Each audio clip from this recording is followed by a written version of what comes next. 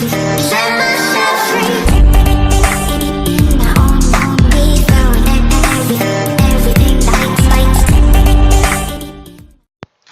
Hey, what is up guys, this is DJ Clan Smasher.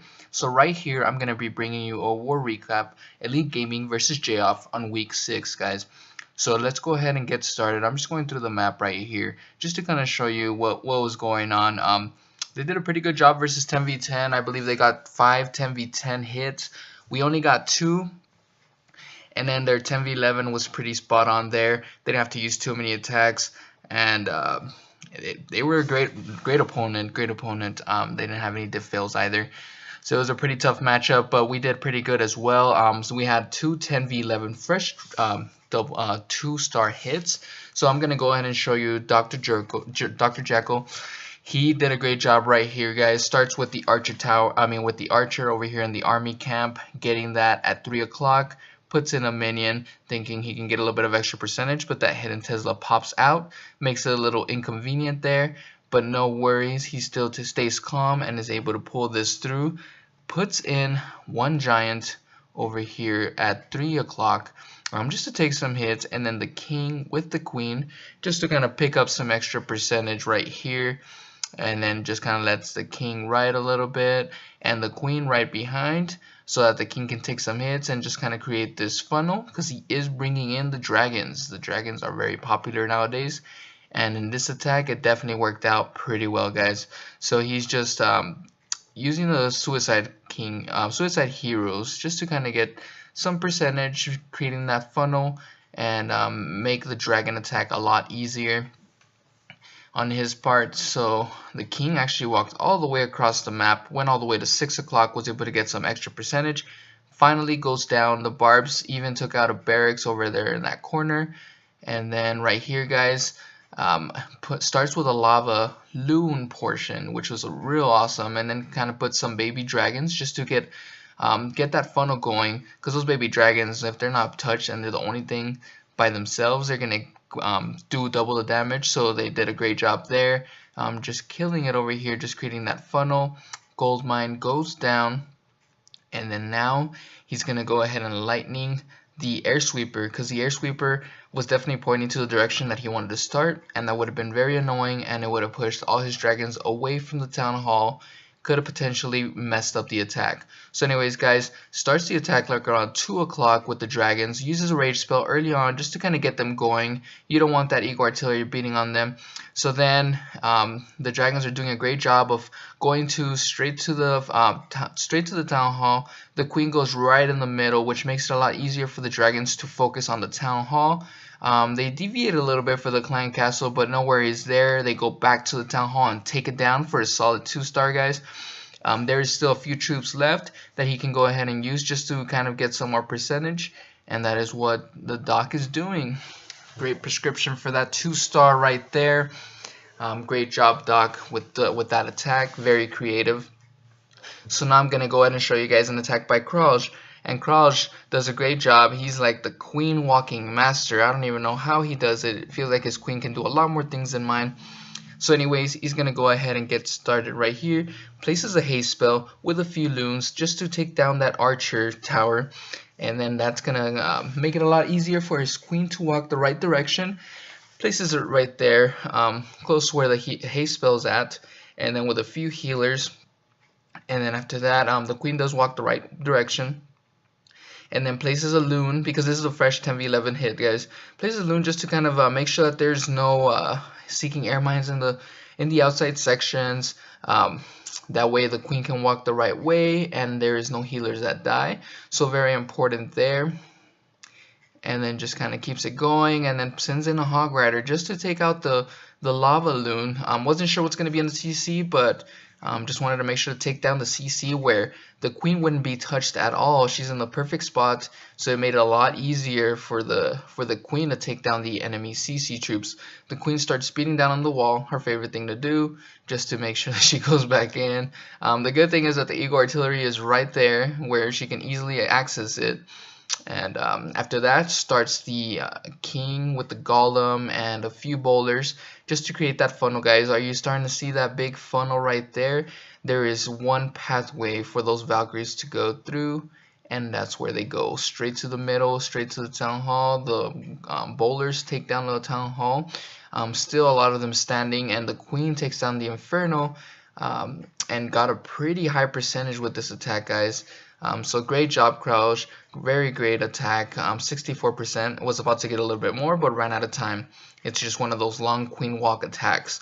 So anyways, guys, I'm going to go ahead and show you two 10v10 attacks. Actually, Yellow did a great job with these 10v10 attacks. So I'm going to go ahead and show you now. He uses a wizard at the top section around 3 o'clock, and then another one closer to the bottom, like maybe 3:30 or so. So uses those wizards just to create a funnel, and then he uses suicide heroes to go ahead and take down some of these structures. I believe he's trying to take down this Inferno Tower because it looks like, you know, it is very reachable. There would be no problem there. So anyways, uses those wall breakers to break in, making sure that the queen goes in, just to see what else she can take down. She is able to take down the Expo and the Archer Tower, and starts working on the king. Sadly, she could not get the Inferno in time. Luckily, Yellow had a backup plan. You'll see what I mean here in a bit. So then he sends in the lava loon portion, sends in a few loons with a haste, and then sends another, the max lava in the CC closer to 9 o'clock with a few other loons, and then just places a haste spell there as well just to get things going. And then watch that rage spell, guys. That rage spell is key to getting his troops to where he wants them.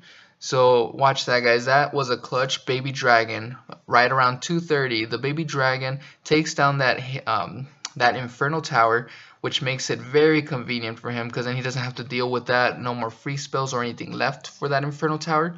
Has a bunch of loons closer to 6 o'clock, taking everything down. He has a real clutch haste spell. That haste spell pretty much saved all his loons, made sure that none of them died. And then he's got this last haste spell, which he throws right there, and it pretty much healed all his loons, and it saved the raid. So watch how they just start zoning in straight to the Dark Elixir storage. Very great job, Yellow. Did a great job in this war. Actually got a 6-pack for the 10v10s. So we had gotten 2 10v10s, and they had gotten 5. But Yellow is the one who pretty much got our 10v10s here. So great job there, Yellow.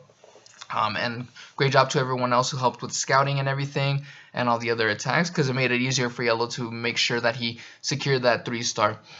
So anyways, guys, this attack is probably one of my favorite attacks.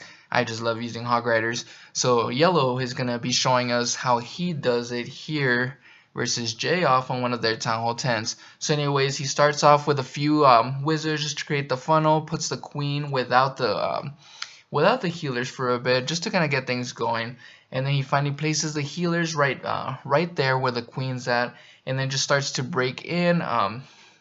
The wall breakers didn't break in fully, so you're going to see that he's going to start sprinkling in those wall breakers just to kind of get into that compartment, because you want the queen to be right in the middle, take out the CC, and things like that. So anyways, he kind of keeps sprinkling those wall breakers, because the thing is, you don't want the enemy CC to come out and kind of be there at the same time with the Inferno Tower, because then that makes it to where the queen can't be re-healed, and that's a huge problem because you want that queen to stay alive. That's the whole purpose of the queen walk with this kind of attack. So anyways, he keeps throwing in those wall breakers just to kind of pull the CC. The CC finally gets pulled, and then he uses a rage spell just to make sure that the queen stays alive, takes down that lava hound real quick, and then places a few minions just so that he can try to keep his healers alive. That way they don't get picked off by the lava pups. And then the queen is still standing, going strong. And then he has not started the hog portion, but just take a look, guys. Very great attack. And then this is where it got real creative. I was not expecting this at all. So the he throws in a few loons with a haste spell, and they go straight into the Inferno, take it down before they get taken down by all the splash damage there. So very well planned. Makes it a lot easier for those hog riders just to go through this base. Since there is no Inferno in that specific section, then he can just use his second or his last free spell, his only free spell for the second Inferno. So great job there, guys. He uses that clutch free spell to be able to cover the Inferno Tower, the splash damage, which would be the Wizard Tower, and then is able to heal everything before they die with the double big bombs and the splash damage. So very great attack. The queen is still standing strong. Had one Hog Rider just in case for cleanup, because you never know. Sometimes things can happen. And you can just have that Hog Rider just to kind of help with the cleanup, just because the queen walks usually tend to take a lot longer, so you just want to make sure that you have enough time. So anyways guys, the last attack that I'll be showing you is a 9v9 attack. The good thing about this war is that we actually did real good versus 9v9s, so we actually did beat Jay off when it came to the 9v9s. Other than that, they did beat us on the other components, such as 10v11s, 10v10s, and 11v10s, but it's all good, guys. They were pretty spot on when it came to that, but our team did a great job. Still got a few 10v10 triples, and then some fresh 10v11 attacks. So great job, Elite Gaming. Let's keep it up, and let's go strong next week and try to keep getting better. So anyways guys, Randy here is showing us the Suicide Heroes. Takes down a lot of things. Make sure he takes down the Town Hall and a few compartments over there in that section, and then he starts with the La Lune portion. At the very beginning, he had sent in a few loons hoping that he'd be able to take down that last air defense, but he wasn't able to. But it's perfectly fine. He's still able to figure things out. And check it out, guys. He still has 2 Lava Hounds going, a few loons, actually 1 loon left. So it was looking a little sketch for a little bit, but you know, those Lava Hounds were just tanking so much, so there was no worries there. And then the last loon had so much life left. So anyways, great job there, Randy. With a fresh 3-star this base, and he even had a chance to swag the heal spell and the poison right on top of the clan castle. So great job, J-Off. Great war. Hopefully you guys enjoyed this. If you liked the video, go ahead and like it and subscribe. I'll be posting a lot more videos and doing a lot more recaps for Elite Gaming and White Temple. And if you guys want to join Elite Gaming, definitely do so. There's actually a new Discord number, so go ahead and join that.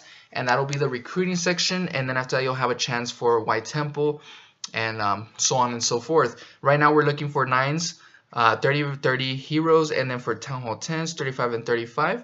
So go ahead and apply, and I'll see you guys next time. Thank you so much for stopping by.